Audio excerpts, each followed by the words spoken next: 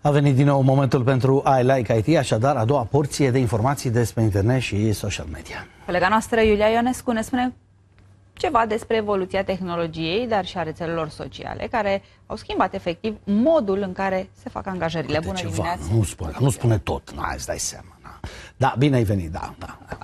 Deci faci așa, te bagi în seamă. Da, puțin. Bună dimineața, Iulia, bine ați revenit. Bună dimineața, bine v-am regăsit. Vorbim despre LinkedIn, pentru că potrivit specialiștilor în recrutare, această platformă este folosită de aproape 90% dintre marile companii ale lumii, dar și aici în România, pentru a face angajări.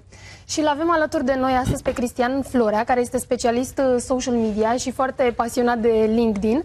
Și analizăm în primă fază contul meu de LinkedIn. O să spunem așa puțin pe scurt cum ar trebui să arate acest cont, deși nu sunt în căutarea unui loc de muncă, dar vreau să arate bine pentru o platformă dedicată profesioniștilor. Da. Cel mai important la orice rețea socială e să te uiți la fiecare secțiune a contului și să încerci să o completezi. Fiecare rețea socială te întreabă câteva lucruri.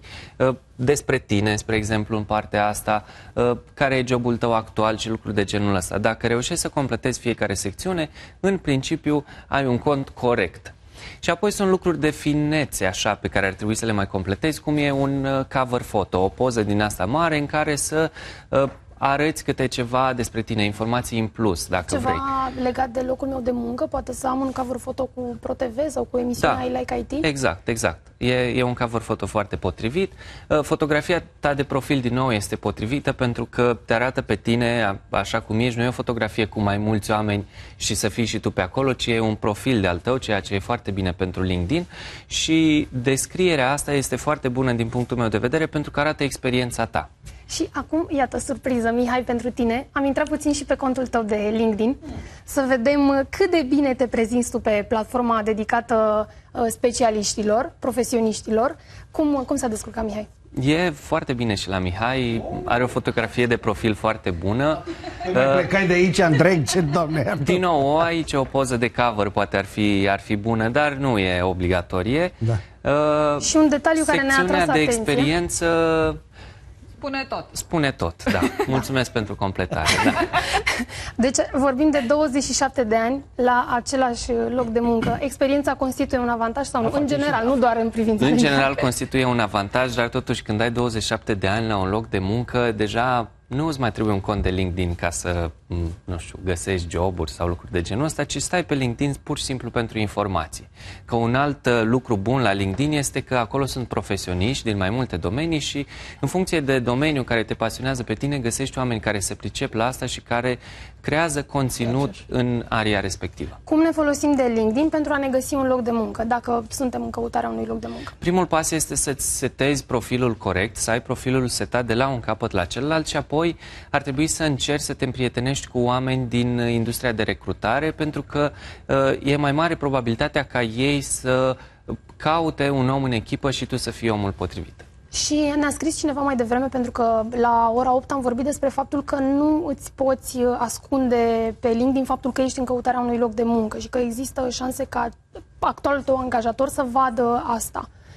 Sunt însă opțiuni prin care poți ascunde, dar nu-ți garantează nimic? Da, asta este sunt povestea? niște setări și chiar LinkedIn îți spune că nu-ți garantează că actualul tău angajator nu poate vedea că tu îți cauți un loc de muncă.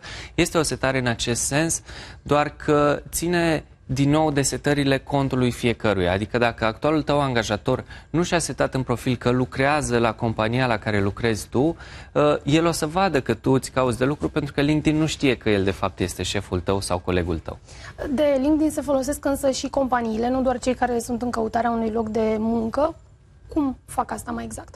Companiile creează conținut pe LinkedIn, așa cum fac pe orice rețea socială, pentru că LinkedIn îți oferă această oportunitate, acest feed de postări și unul dintre avantajele pe care le are LinkedIn-ul comparativ cu alte rețele sociale este că ajungi la foarte, foarte mulți oameni fără să plătești, pe baza algoritmului LinkedIn. Exact. Și vedem acum o postare de-a ta și vedem că are un reach de peste 200.000 de oameni. Exact. Tu având o comunitate de câți oameni? De 15.000 de oameni. Și lucrul ăsta se întâmplă organic, fără să ajuns deloc postarea, pur și simplu prin intermediul algoritmului. Și mai e un avantaj mare, poza asta pe care ai pus-o, Așa.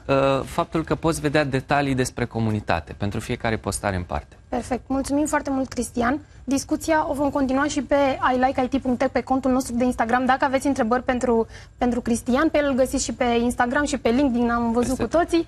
Dar pe mine mă vedeți mâine tot aici la I Like IT.